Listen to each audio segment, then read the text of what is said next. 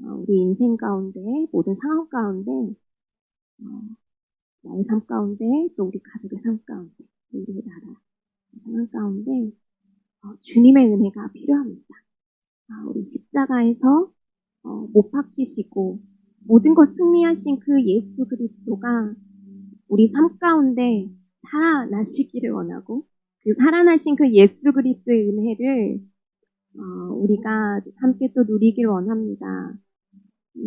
우리 주님의 능력, 주님의 은혜, 주님의 귀하신 모든 사역이 우리 삶 가운데 어떠한 은혜로 연결지어서 우리 이번 고난주간 기도회를 통해서 그 은혜가 풀어지게 하시고, 그 은혜가 깨달아지게 하시고, 우리의 삶의 모든 문제 가운데 참 답이 되시는 그 예수 그리스도를 고백하게 하실지 우리 기대하는 마음으로 우리 기도회 가운데 나아가시기를 원합니다. 우리 가장 먼저 기도하실 때 우리 주님의 은혜를 구하며, 살아계신 하나님, 우리의 인생 가운데 주인 되신 하나님, 주님의 은혜가 필요합니다. 내 삶 가운데, 우리의 인생 가운데, 우리의 가족과 모든 주위 가운데 하나님의 은혜가 필요합니다. 주님의 은혜 없이는 우리가 살 수 없습니다. 이 시간, 오늘 이 예배를 통하여서 내가 살아나고 회복되고 주의 그 은혜로, 주의 사랑으로 다시 한번 일어서는 예배가 되게 하여 주시길 우리가 원하며 간절히 소망하며 나아가기를 원합니다. 우리 함께 기도하시면서 나아가겠습니다.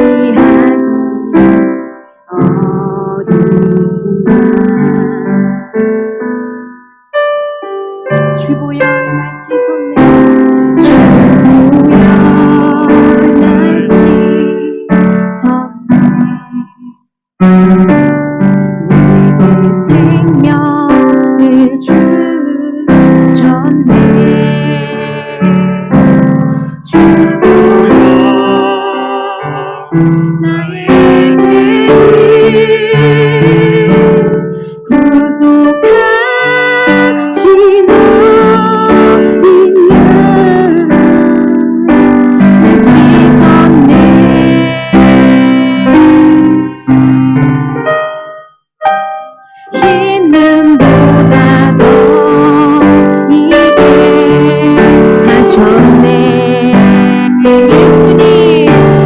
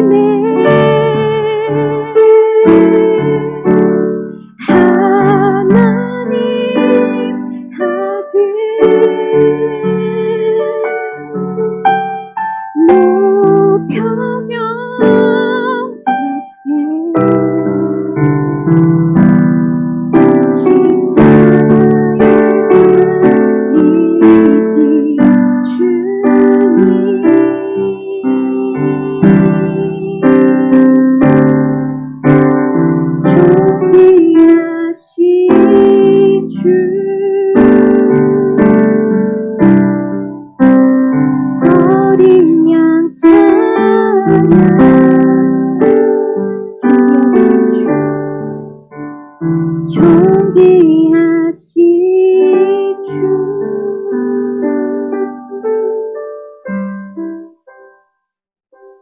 우리 하나님께서 우리의 왕이십니다.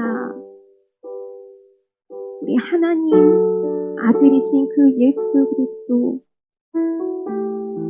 왕이시며 그 하나님 자신이 되시는 그분께서 나를 위하여 내 마음 가운데 우리의 삶 가운데 자정하셨습니다. 면류관 쓰신 그 주님이 나의 왕이심을 고백합니다. 그분이 나를 다스리심을 고백합니다. 나의 모든 삶 가운데, 우리의 가정 가운데, 우리의 모든 온 세계를 우리 주님이 다스리심을 우리가 고백합니다. 다시 한번 우리 예수 그리스도가 우리 하나님께서 우리의 왕이심을 고백하며 주님 더욱더 주님 자정하시사 주의 능력으로 주의 주권으로 주의 통치로 우리 가운데 자정하시고 다스려 주시옵소서. 오직 하나님 이 자리 가운데 하나님만 높임받아 주시고 이 자리 가운데 하나님이 다스리시사 하나님의 그 마음으로 하나님의 평안으로 하나님의 은혜로 우리 가운데 충만하게 하여 주시옵소서. 우리 주님의 은혜를 구하며 주여 한번 부르시고 함께 기도하며 나아갑니다.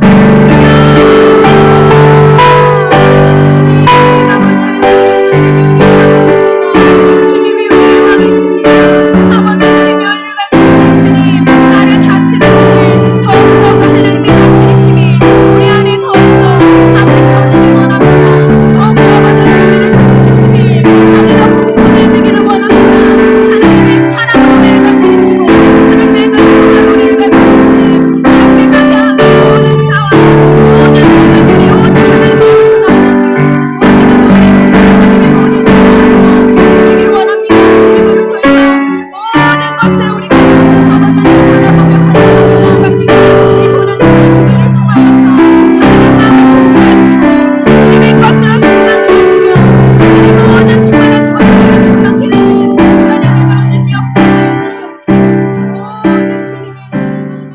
마태복음 21장 12절, 13절 두 절인데요. 우리 같이 읽도록 하겠습니다. 같이 하셨으면 합독합니다. 시작. 예수께서 성전에 들어가사 성전 안에서 매매하는 모든 사람들을 내쫓으시며 돈 바꾸는 사람들의 상과 비둘기 파는 사람들의 의자를 둘러 엎으시고 그들에게 이르시되 기록된 바 내 집은 기도하는 집이라 일컬음을 받으리라 하였거늘 너희는 강도의 소굴을 만드는도다 하시니라. 아멘. 오늘 이번 한 주간이, 그러니까 원래대로 하면 지난 주간이 우리가 이제 종료주일이라 해서 예수님께서 예루살렘으로 입성하실 때 많은 사람들이 종려나무 가지를 들고 예수님을 맞이합니다. 그래서 호산나 호산나 이렇게 하면서 예수님을 영접하는 그러한 일이 있었죠. 그렇게 예수님께서 오셔서 그 예루살렘에 이제 들어오신 뒤에 이제 마지막 한 주간을 이제 보내시는 거예요. 그러니까 마지막 한 주간을 보내시면서 하는 여러 가지 일들, 사건들 우리가 보게 되는데 그 사건 하나하나가 그냥 하는 법이 없습니다. 그냥 지나가는 것도 없고요. 굉장히 의미 있게 우리에게 하나하나가 있는데 그 여러 가지 일들 중에 오늘 우리가 그 하나를 좀 보도록 하려고 합니다. 여러분, 예수님께서 나귀를 타고 예루살렘으로 들어오신 것, 이거 성경에 이미 예언된 것을 응하게 하려고, 이루게 하시려고 그렇게 들어오셨다라고 말씀합니다. 그리고 오늘 사실은 이 말씀을 오늘 예수님께서 성전을 이렇게 정결케 하시는 이런 일들조차도 사실은 성경에 응한 그런 행동입니다. 여러분, 오늘 예수님께서 선지자를 통해서 하신 말씀을 인용하시면서 이 성전을 정결케 하시는 일들에 대해서 말씀하시는데 오늘 예수님이 13절에 보시면 그들에게 이르시되 기록된 바라고 말합니다. 기록된 바라고 한 말은 앞에 구약에 이미 선지자들을 통해서 하셨던 하나님의 말씀, 즉 예언을 말하는데 크게 두 가지의 말씀이 지금 여기에 인용되고 있습니다. 첫 번째는 이사야서 56장 7절 말씀이고요. 또 하나는 예레미야 7장 11절 말씀입니다. 우리 이사야 56장 7절 말씀을 먼저 한번 보도록 하겠습니다. 같이 읽습니다. 시작. 내가 곧 그들을 나의 성산으로 인도하여 기도하는 내 집에서 그들을 기쁘게 할 것이며 그들의 번제와 희생을 나의 제단에서 기꺼이 받게 되리니 이는 내 집은 만민이 기도하는 집이라 일컬음이 될 것입니다. 아멘. 요 말씀이죠.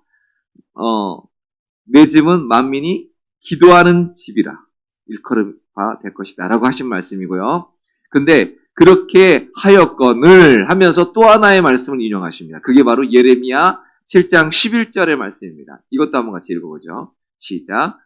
내 이름으로 일컬음을 받는 이 집이 너희 눈엔 도둑의 소굴로 보이느냐. 보라, 나 곧 내가 그것을 보았노라. 여호와의 말씀이니라. 아멘. 여러분, 하나님께서 성전을 왜 세우셨는지에 대한 말씀을 우리에게 하십니다. 여러분, 성전이 뭐죠? 성전이 뭡니까?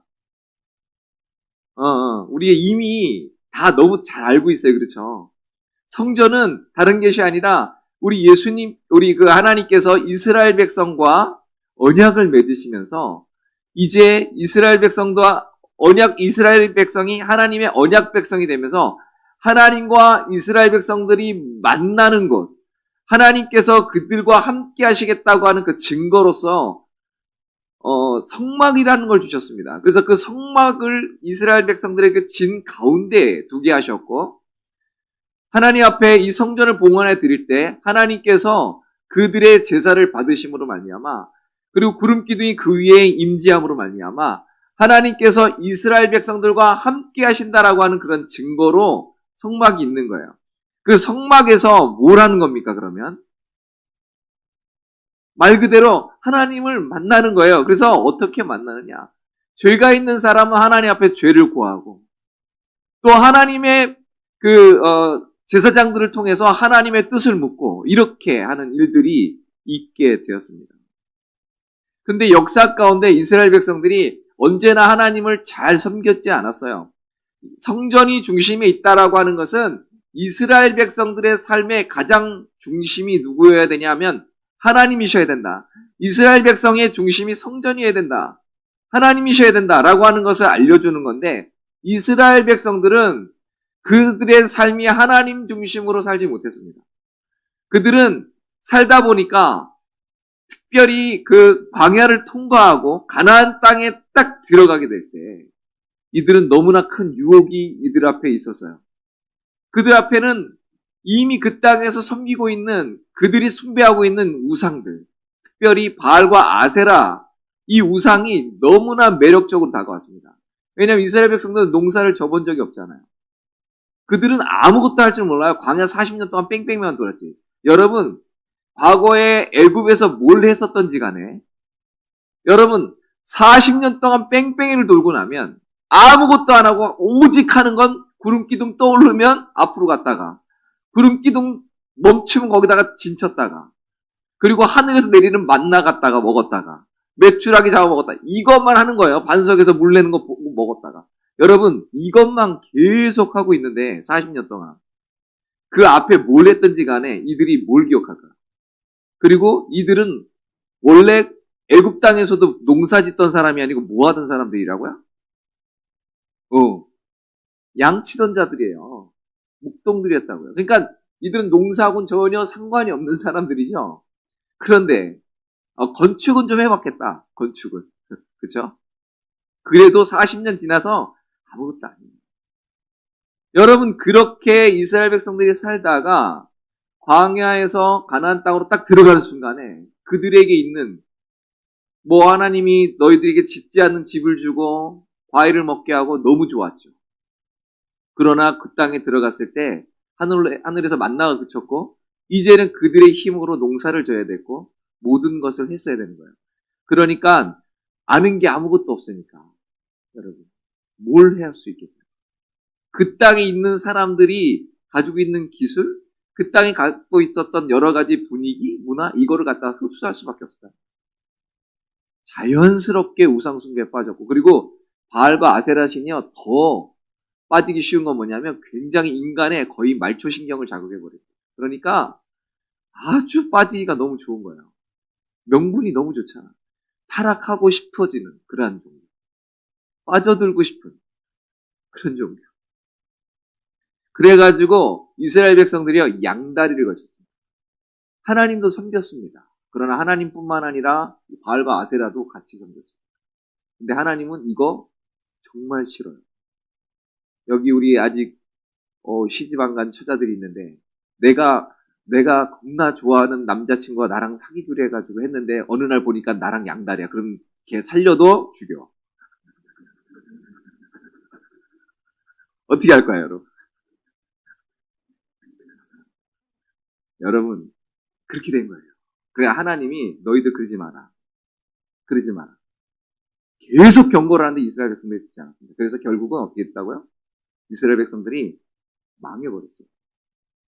망해버렸다고요. 그렇게 되고 나서 이스라엘 백성들이 완전히 망하고 나서 포로로 잡혀간 다음에 70년 뒤에 하나님 다시 그들을 또 말씀대로 다시 회복시키십니다. 그래서 이스라엘 백성들이 처음에 광야에서는 성막을 짓고 있었다가 그 다윗 때 하나님의 성전을 짓고 싶었는데 그걸 하나님께서 막으셨어요. 미소는 피가 많아서. 그래서 그 아들 솔로몬 때 성전을 짓습니다. 그게 솔로몬 성전이에요. 근데 솔로몬 때 지었던 성전이 그만 하나님 앞에 우상 숭배하고 난리를 지김으로 말미암아 이들이 포로로 잡혀가서 70년의 세월이 지나가면서 성전이고 성벽이고 다 회파가 돼버렸습니다. 그래서 그때 등장한 사람들이 누구예요? 에스라, 느헤미야 이런 사람들이잖아요. 그래서 이들이 다시 돌아와서 다시 성전을 짓습니다. 그걸 스룹바벨 성전이라 합니다. 근데 이것도 또 무너집니다. 그리고 나서 나중에 예수님 시대 때, 그때 이미 성전이 굉장히 오랫동안 지어지고 있었습니다. 그게 누구냐? 헤롯 성전이에요. 그게 헤롯 성전이에요. 오늘 예수님께서 들어가신 성전이 바로 이 헤롯 성전이에요. 근데 이 헤롯 성전에 솔로몬 성전보다 더 화려하게 지었습니다. 굉장히 금빛 찬란하게 지어가지고 햇빛이 쫙 비치면 막 진짜 뭐 천국이 따로 없을 정도로 확 비쳤다는 거예요. 그러니까 막 사람들이 너무 자랑스러워하고 제자들이 막 예수님 이거 보십시오 막 자랑할 정도로 너무너무 멋있게 솔로몬 성전 저리 가라하게 지었습니다. 근데 이걸 누가 지었냐면 헤롯이. 왜냐하면 자기가 이 유대인들의 이 마음을 사야 됐거든요. 그래서 근데 이제 그 헤롯 성전이 지어지면서 문제가 있었습니다. 뭐냐면 헤롯이 자기 입맛대로 대제사장을 세우는 거예요. 대제사장을 헤롯이 입맛대로 세워버린 겁니다. 그런데 그 당시에 그 당시에 그 성전의 힘이 얼마나 막강했냐면, 물론 그 당시에 원래도 이스라엘 백성들은 성전 중심으로 살아가고 계속 성전을 너무 중요하게 생각하고, 왜냐하면 그 성전이 하나님과 우리와 함께 한다는 증거고, 그게 자기들의 정체성이기 때문에 그걸 너무나 귀하게 보고 있었는데, 그런 가운데서 이스라엘 백성들이 이미 뭐 세계적으로 흩어져 있잖아요. 그러니까 예배를 드리러 하나님 말씀을 따라 1년에 3차례씩 절기를 지키러 와야 되는 거예요. 그러니까 절기를 지키러 와야 되는데 뭘 가져와야 돼요? 재물 가져와야 되잖아요. 재물을 가져오는데 뭘 가져와야 돼요? 흠 없는 거 가져와야 돼. 그러니까 어떻게 해요? 그거를 저기서 또 따로 외국에서 살던 그런 사람들이 끌고 오면 어떤 일이 벌어질까요? 오다가 소를 잘 끌고 왔는데 갑자기 예루살렘 근처 거의 다 왔는데 애가 갑자기 돌불에 걸려서 삐끗해서 너무 힘들어가지고 그러면 흠이 생겨서 그럼 말짱 꽝인 거예요. 그럼 다시 갖다 가져와야 되잖아요. 그러니까 이런 일이 벌어지니까 할 수 없이 멀리서 오는 사람들이 이 깨끗한 순결한 이 흠없는 제물을 드리게 하기 위해서 성전 근처에서 이 제물을 얻도록 사실 배려해 준 거예요. 그러니까 그것 자체가 나쁜 게 아니에요. 여러분, 그러니까 제물을 예루살렘 근처에서 이렇게 사서 흠없는 걸 하나님께 드리도록 하는 것, 이거는 나쁜 게 아닌데, 문제는 뭐냐면 제사장이 허락하는 그 제물만 흠이 없다라고 하는 것만 드리잖아요. 그러니까 아무리 좋은 걸 가져와도 제사장이 이거 땡이야 그러면 못 하는 거예요. 그럼 뭘로 드려야 되냐? 성전 안에서 파는 그걸 사서 드리면 합격이야. 근데 그 가격이 말도 못하게 비쌌다는 거예요. 어떤 기록에 의하면 여러분 가난한 사람들은 솔직히 제사를 드릴 수가 없지 않습니까? 하나님은 그 누구나 다 예배를 드릴 수 있도록 재물을 여러 가지를 말씀하셨어요. 그래서 예수님 집은 좀 가난했었잖아요. 그래가지고 뭘 드렸어요? 비둘기. 가장 가난한 자들이 드릴 수 있는 그러한 재물이 비둘기거든요. 그런데 그 비둘기 하나가 은잎 하나였대요. 엄청 비쌌다는 거죠. 그러니까 이거는 뭐 울며 겨자 먹기 식으로 드려야 되는 진짜 안타까운 일이 벌어진 거예요. 그렇게 하면서 하나님 앞에 드려지는 이 제사가 점점 제사장들의 배를 두드리는, 그리고 제사장들이 허락한 사람들의 그 장사꾼들의 배를 두드리는 그러한 것으로 전락되어 버렸어요.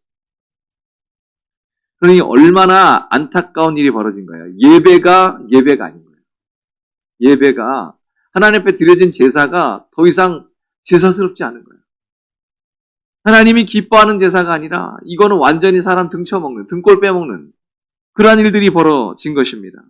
여러분, 그리고 이들은 또 하나님 앞에 성전세를 바쳤어야 되는 거예요. 근데 외국에 있는 사람들은 다 자기네 또, 미국에 있는 사람들이 한국 돈 갖고 있겠습니까? 달러를 갖고 있습니까?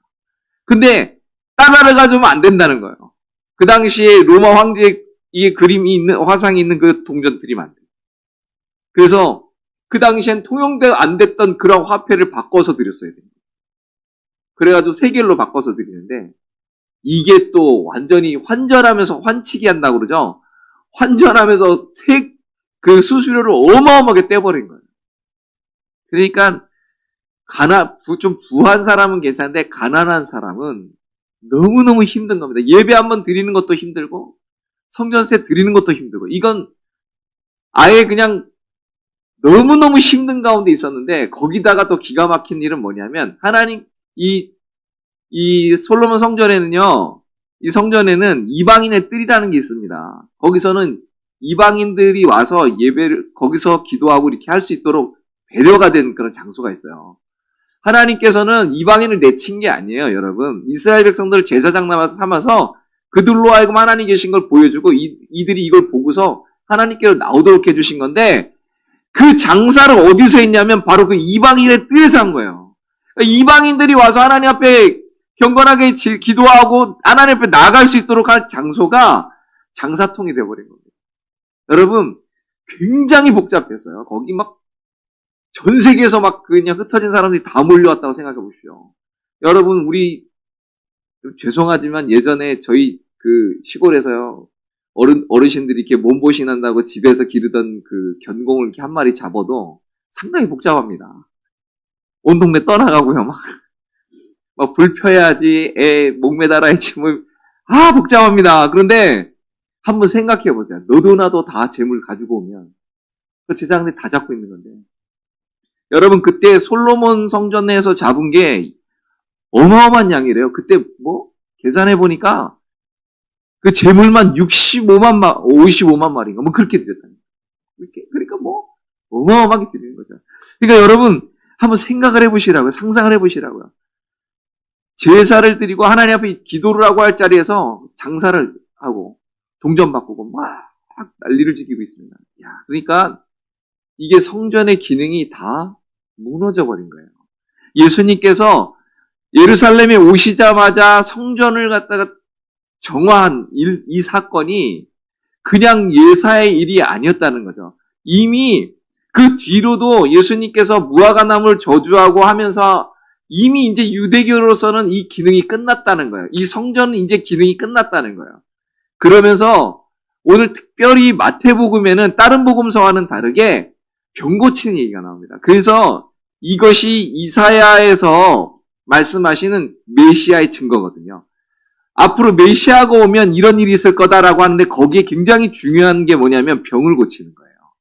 그래서 예수님께서 다시 한번 이곳에서 성전을 정화하고 그것이 이미 이사야와 예레미야가 예언했던 그 말씀을 응하게 하시는 것이고, 또 하나는 병을 고치면서 예수님께서 그 구약에 말씀하셨던 그 메시아임을 드러내시고, 그리고 성전을 그 무화과 나무를 저주하시고 하면서 이제 이 너희들이 지금 보고 있는 이 성전이 아닌 이 참된 성전이신 예수님, 그리고 앞으로 예수님을 통해서 드려질 진짜 제사, 참된 제사, 이거를 이제 통해서 하나님께서 구원하실 것이다라고 하는 이걸 지금 보여주시는 거거든요. 그러면서 그것이 계속 이어져서 이제는 우리를 성전 삼고 하나님께서 우리 안에 성령께서 내주하시면서 우리를 성전 삼고 이제 우리와 함께 하시면서 우리를 통해 하나님의 역사를 이루어 나가시는 겁니다. 저는 이 고난 주간의 첫 번째로 이 말씀을 저희가 혹시 그거 하셨나요? 제가 드린 거? 그거 쓰신 분? 손 들지 마세요. 안 한 분들은 부끄럽잖아. 그죠? 오늘 저녁에라도 하시고 쓰시고 거기 왜 그렇게 거기부터 시작을 했냐면 여러분 저희는 지금 오늘날 우리가요 이제 우리를 성전 삼고 우리를 통해서 하나님의 역사가 이루어질 것이고 이렇게 가야 되는데 여러분 우리가 이스라엘 백성들이 했던 그 지도자들이 했던 그런 우를 혹시라도 우리가 범하고 있지는 않은가 한번 돌아보자는 거죠. 여러분 우리를 통해서 하나님께 예배하고 하나님의 뜻을 이루면서 나가야 되는데 그게 아니라 껍데기만 남을 수도 있다. 흉내만 내고 자기들은 나름 잘하고 있었다라고 생각을 하고 있었겠죠. 이스라엘 유대인들은. 그러나 전혀 아니었다는 거죠. 하나님이 보실 때는 이들은 전혀 이건 아니야 라고 했다는 거죠. 여러분 오늘날 우리 크리스찬들이 세상에 나가서 많이 욕을 먹고 막 교회라고 그러면 막 사람들이 이제 막 옛날에는 교인이에요? 교회 다니세요? 자기는 교회는 안 다녀도 예수님 믿는다고 그러면 일단 믿어주는 그러한 분위기가 있었다고요. 근데 이제는 교회에서 막 직분자라고 얘기를 해도 안 믿어요. 그런 안타까운 일들이 우리 안에 지금 벌어지고 있습니다. 이게 여러 가지 역사 가운데 우리가 어느 날 그렇게 되고 싶어서 그런 게 아니라요. 조금씩 변질된 거예요, 여러분.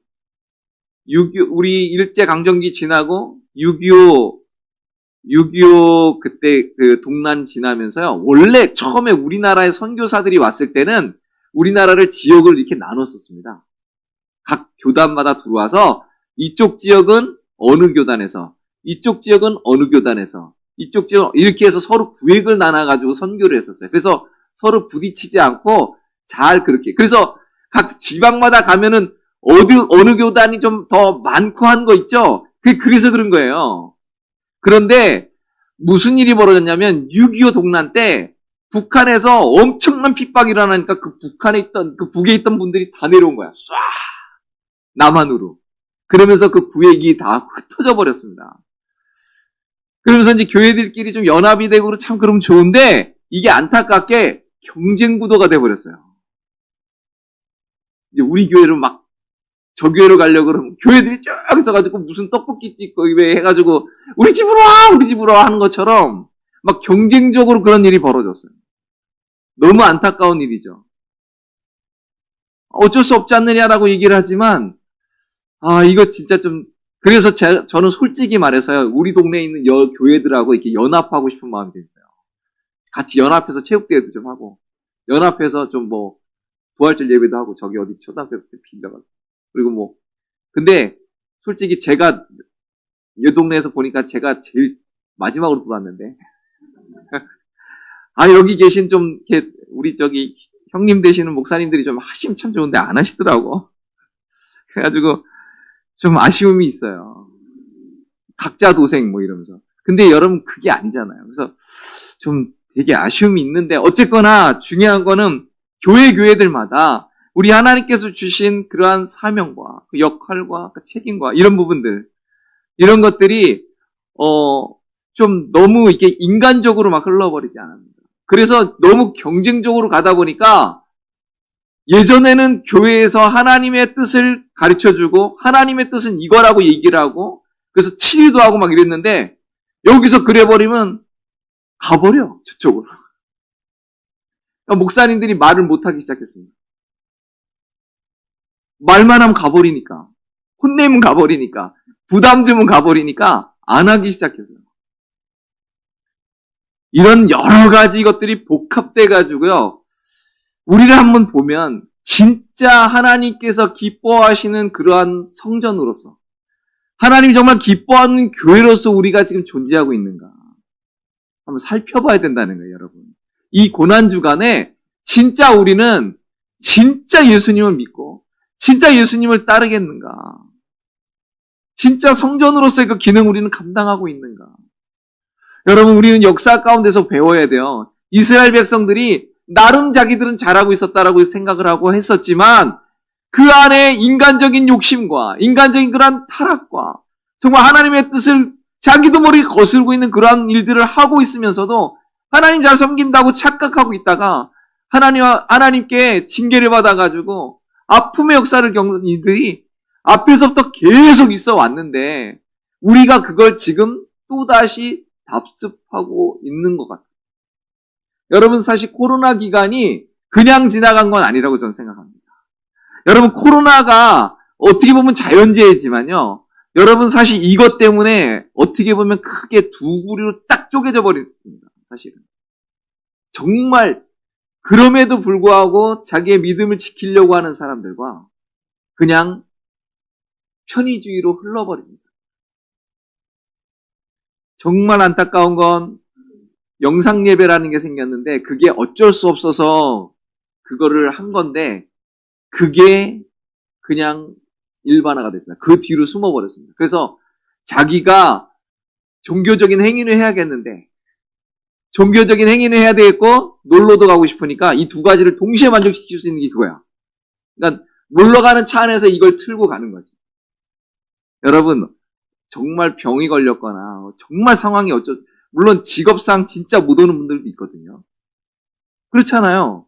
그런 분들은 어떻게 할 거예요? 그러니까 그런 분들 위해서 어쩔 수 없이 열어놓은 게 이게 이제 우리가 우리 편의로 흘러요. 아까 말한 대로 성전에서 정말 그들을 배려하고 그들이 정말 하나님 앞에 더 잘 예배를 드릴 수 있도록 예배에서 제외되지 않도록 하려고 만들었던 제도가 악용이 돼가지고 오히려 제사를 망가뜨려 놓고 하나님께 더 멀어져 버리는 그런 일들이 된 것처럼 우리가 혹시 그러진 않는가? 여러분 한번 생각을 해봐야 된다는 거죠.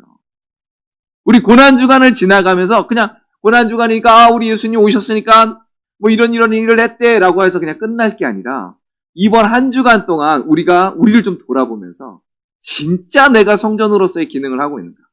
내가 정말 교회로서 정말 하나님 앞에 서 있는가? 하나님의 나라와 하나님의 뜻을 위해서 나를 부르셨는데 내가 정말 그 뜻 가운데로 쫓아가고 있는가? 한번 살펴봐야 된다는 거죠. 여러분 어떠십니까? 여러분은 열매 있는 무화과십니까? 아니면 잎만 무성한 무화과십니까? 여러분 정말 하나님 앞에 아름다운 예배를 드리고 있는 성전이십니까? 아니면 껍데기만 남아서 무늬만 행하고 있는 그러한 성전이십니까? 정말 우리 예수님이 우리의 주인이십니까? 아니면 예수님을 주인이라 얘기하면서 그 예수님의 그 전능하심만 요구하는 그러한 사람입니까? 여러분 한번 살펴봐야 된다는 것이죠. 오늘 우리 첫날인데요. 그래서 우리는 오늘은 다른 것 기도할 게 아니라 나를 돌아보고 하나님 내 안에 나를 보게 해주옵소서. 내 안에 정말 그 나를 아는 은혜를 주시옵소서. 혹이라도 정말 하나님 내 안에 정말 하나님 기뻐하시지 않는 그런 모습이 있다면 주여 알게 하시고 깨닫게 하시고 오늘 회개케 하시고 그래서 다시 한번 회복의 은혜를 우리에게 허락해 주옵소서. 우리가 그렇게 기도하며 나아가야 될 줄 믿습니다. 여러분 우리 같이 찬양하고 좀 나아갈 텐데요. 여러분 우리 찬송가 우리 부를게요. 찬송가 254장 내 주의 보혈은 정하고 정하다. 우리 이 찬양을 같이 부르고요. 하나님 앞에 진심으로 우리 기도를 깊이 오늘은 그냥 그 기도만 하고 가는 거야. 하나님 앞에 나를 돌아보고 나를 아는 은혜를 주시옵소서. 하나님과 내 사이에 막힌 게 있으면 하나님 다시 한번 해결되는 그런 은혜가 있게 해주옵소서. 다시 한번 예수님이 성전을 정결케 하시고 예수님 우리 그 참된 성전이 되신 것처럼 주여 회복의 은혜 우리 허락해 주옵소서. 주옵소서. 우리 4분의 4박자로 좀 쳐주시면 참 좋겠습니다. 4분의 4박자로. 내 주의 보혈은 정하고 정하다. 4분의 4박자요. 4분의 4박자. 내 죄를 정케 하신 주 나로 하신다.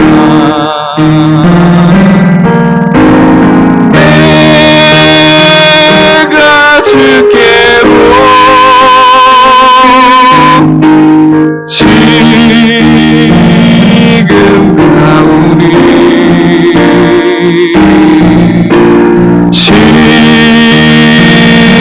십자가의 보혈로 날 씻어주소서.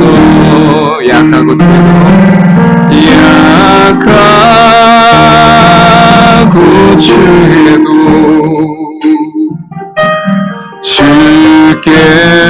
주께로 나가면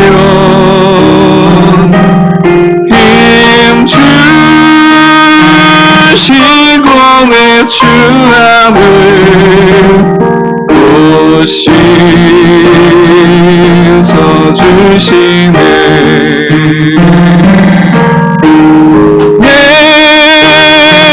내가 주께로 지금 가오니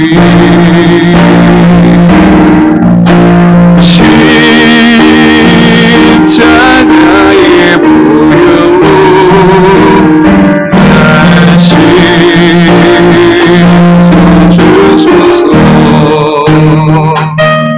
나로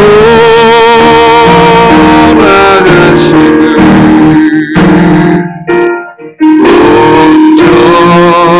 온전한 믿음과 또 사랑함과 평안함 아주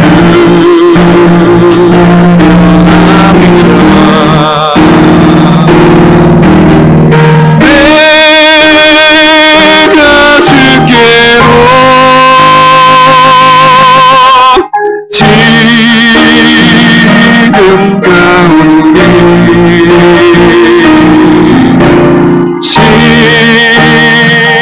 십자가의 보혈로 날 씻어주소서. 우리 간주합니다. 간주. 우리 가사를 기억하면서 우리 불렀으면 좋겠고요. 가사 한 절 한 절이 기도의 제목이 되었으면 좋겠습니다. 정말 우리 하나님 앞에 정말 내 마음과 정성을 다 실어서 우리 하나님 앞에 이 나머지 구절의 찬양을 올렸으면 좋겠습니다.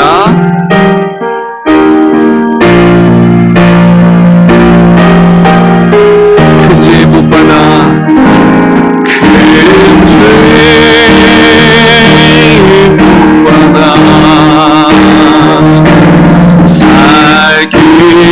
살기를 얻었네.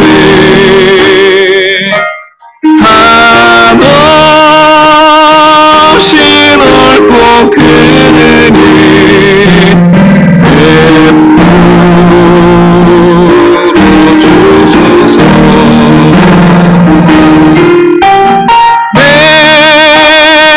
내가 주께로 지금 가오니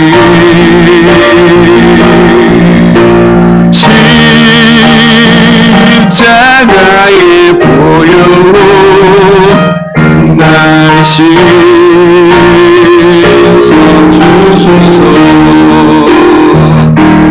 그 피가 맘속에 큰 증거 됩니다. 내 기도 소리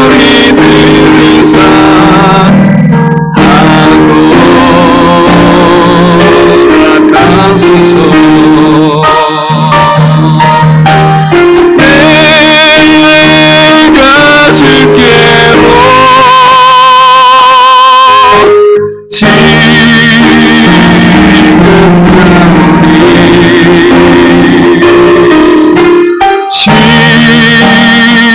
십자가의 보혈로 날 씻어. 내가 주께로 지금 나오니 내가 주께로 지금 나오니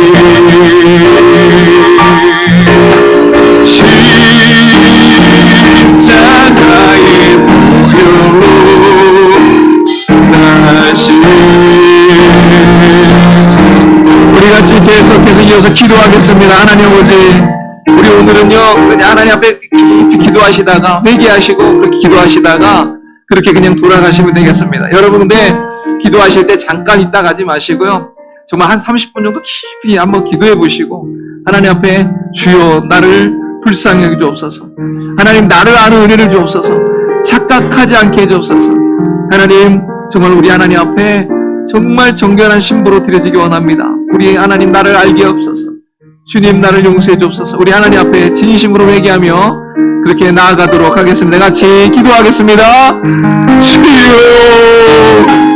하나님 오늘 이 시간에 오늘 우리 하나님 앞에 정말 하나님의 성전을 정결케 하신 우리 주님이 그 마음을 알게 하시고 하나님 아버지 우리 심령 성전을 다시 한번 돌아보기로